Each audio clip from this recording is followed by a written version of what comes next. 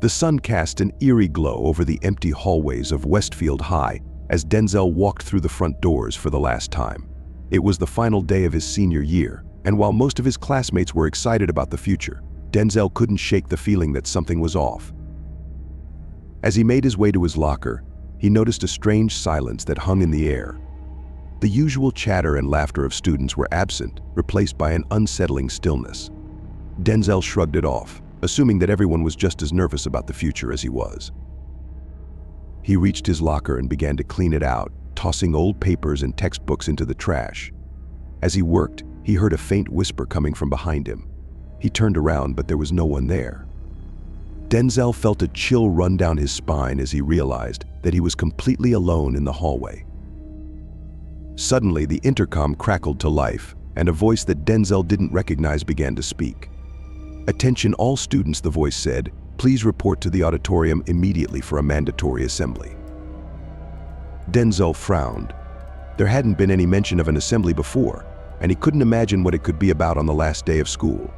Nevertheless, he made his way to the auditorium, his footsteps echoing loudly in the empty hallways. As he entered the auditorium, Denzel was surprised to see that it was almost entirely empty. Only a handful of students were scattered throughout the seats, and none of them were talking to each other. Denzel took a seat near the back, feeling increasingly uneasy. The lights dimmed, and a figure stepped onto the stage. It was the principal, Mr. Thompson, but something about him seemed different. His eyes were glazed over, and his movements were stiff and robotic. He began to speak, but his voice was monotonous and lifeless. "Students of Westfield High," he said, "today marks the end of your time here. But before you leave, there is one final lesson that you must learn." Denzel leaned forward in his seat, his heart pounding in his chest. He had no idea what Mr. Thompson was talking about, but he had a terrible feeling that it wasn't going to be good. "Mr. Thompson continued, throughout your time here we have taught you many things, but there is one thing that we have kept hidden from you, one secret that we have guarded closely, and now on your last day, it is time for you to learn the truth." Denzel's mind raced with possibilities. What could the secret be? Was it something dangerous? Something illegal? He glanced around at the other students, but they all seemed to be in a trance, their eyes fixed on the stage. "Mr. Thompson reached into his pocket and pulled out a small black device. "This," he said, holding it up for everyone to see, "is the key to your future.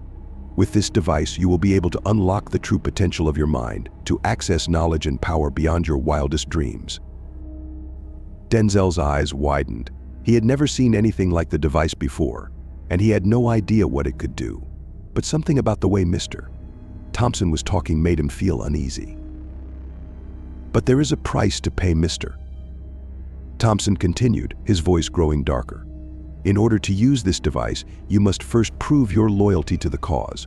You must be willing to do whatever it takes, to make any sacrifice necessary in order to achieve our goals." Denzel's heart was racing now. He didn't like the sound of this at all. He glanced around the auditorium looking for a way out, but the doors had all been locked. He was trapped. Mr. Thompson smiled, but there was no warmth in his expression. And now he said, "Let the final lesson begin." The auditorium plunged into darkness, and Denzel felt a wave of panic wash over him. He could hear the other students shifting in their seats, their breathing heavy and labored. Suddenly, a single spotlight illuminated the stage, revealing Mr. Thompson standing at the podium, the black device still clutched in his hand. "Your first task," he said, his voice echoing through the room, "is to choose a partner.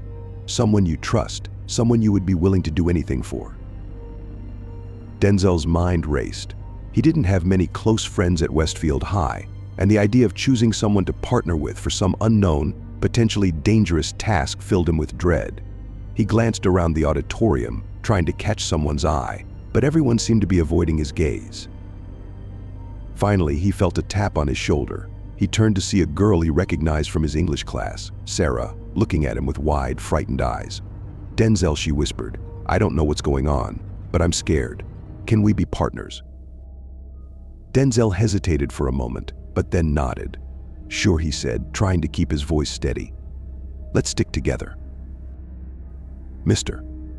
Thompson's voice rang out again, interrupting their conversation. "Now that you have chosen your partners," he said, "it is time for your first test. Each pair will be given a set of coordinates. You must follow these coordinates to a specific location within the school. Once you arrive, you will find further instructions."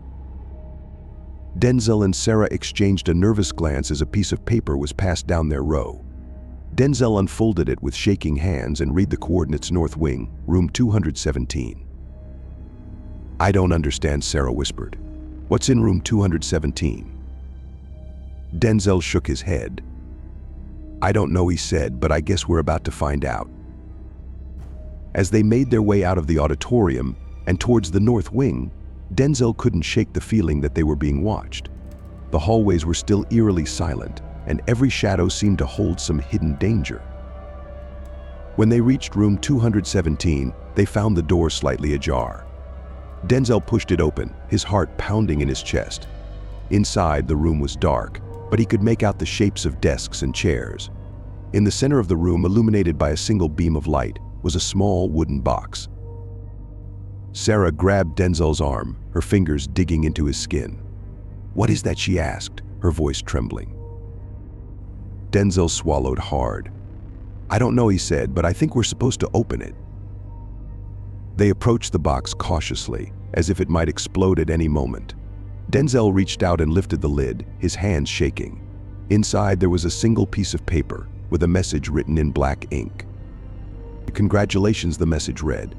"You have passed the first test, but there are more challenges ahead. To prove your loyalty, you must be willing to make a sacrifice. One of you must stay behind, while the other continues on. Choose wisely, for the fate of Westfield High rests in your hands." Denzel and Sarah stared at each other, their faces pale in the dim light. They both knew what the message meant. One of them would have to stay behind, trapped in this dark, empty room, while the other went on to face whatever horrors lay ahead. Denzel's mind raced as he tried to think of a way out of this nightmare. But deep down, he knew that there was no escape.